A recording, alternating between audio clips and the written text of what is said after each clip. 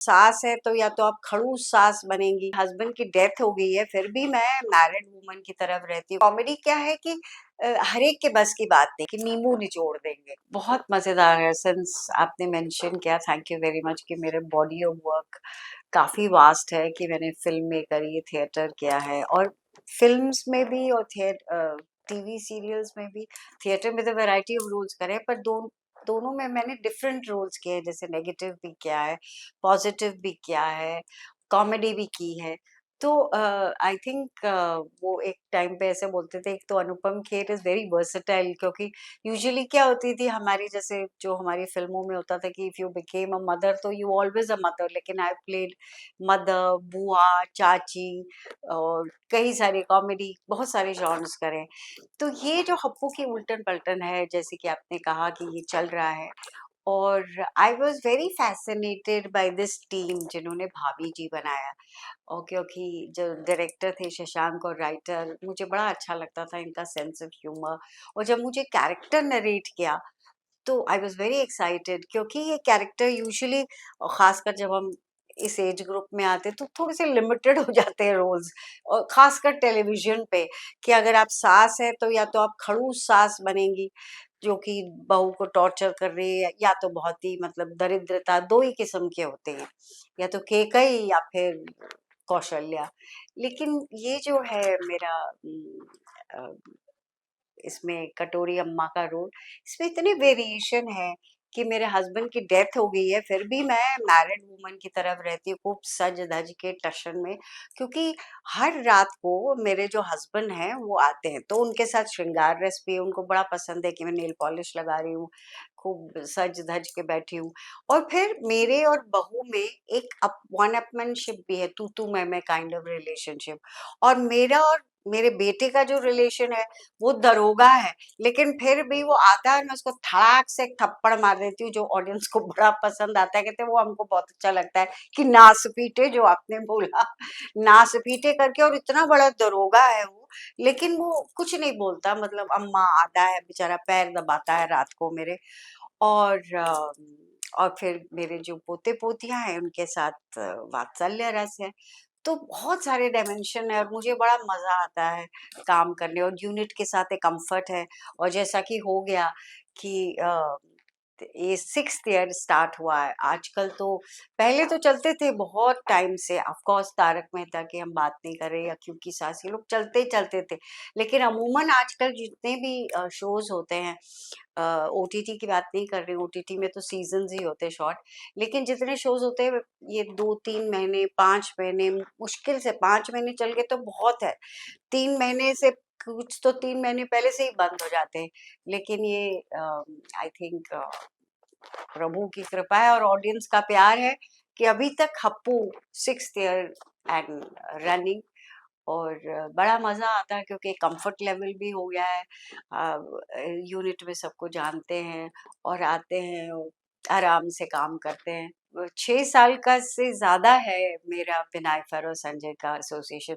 जब बिनाइफर और संजय ने अपना पहला शो बनाया था, अ, जिसमें वे संजय कोहली हीरो थे और मैं हीरोइन थी।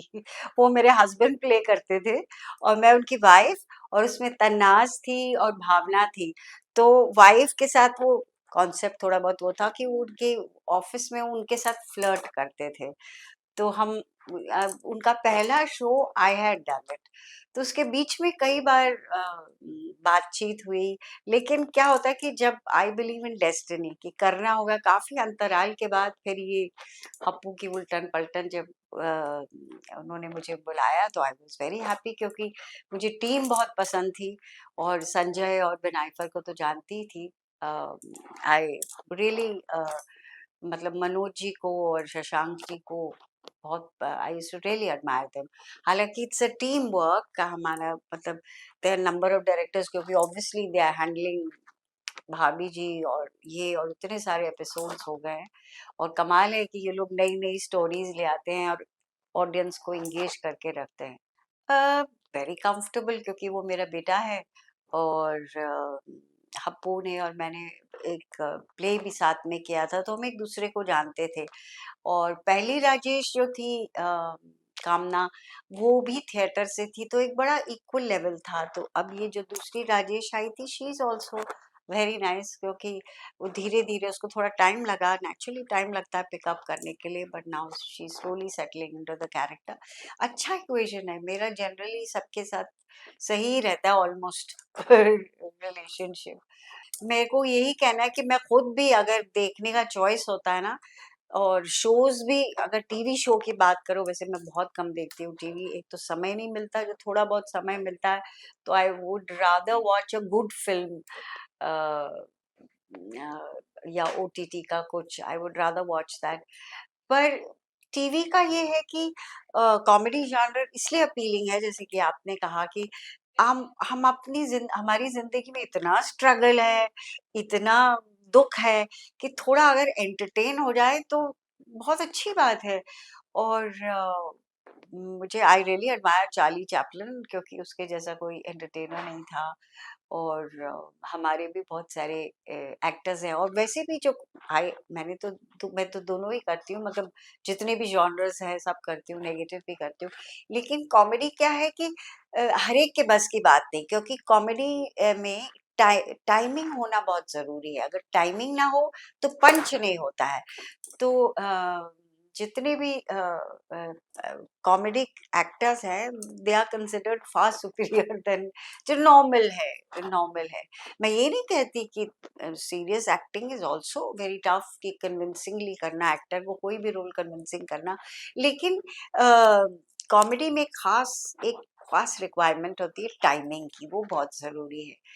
और एक और मैं आपको एक बहुत अच्छा इंटरेस्टिंग बात बताना चाहती हूँ कि जब कोविड आया था, तो so many people after the Covid वो हमसे मिलने आए थे, कह रहे थे कि Himani ji, when I travel a lot I go to other cities, कि हम तो बस कोविड के टाइम पे सारा टाइम आपका शो लगा के रखते थे, हप्पू के Ultan Paltan, which is a great compliment. तो हमने एटलीस्ट लोगों को अ, थोड़ा बहुत एंटरटेन किया, उनको जीने का सहारा दिया, they could live the hard times.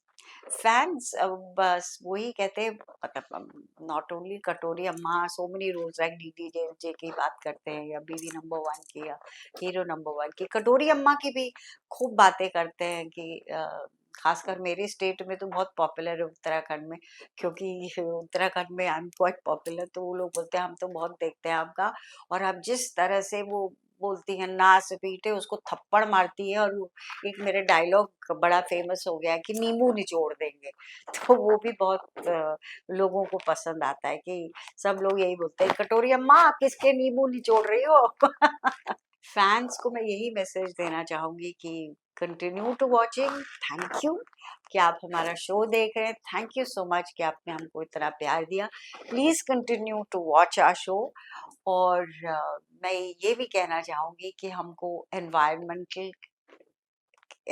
के बारे में भी कॉन्शियस होना चाहिए, क्योंकि पोल्यूशन इतना बढ़ता जा रहा है। आप देख रहे हो कि दिल्ली में, और even Bombay has become so polluted, हालांकि सी के पास है।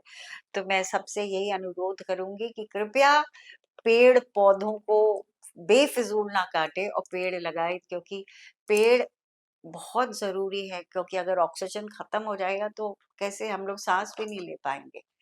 तो ये मैं मैसेज देना चाहूंगी।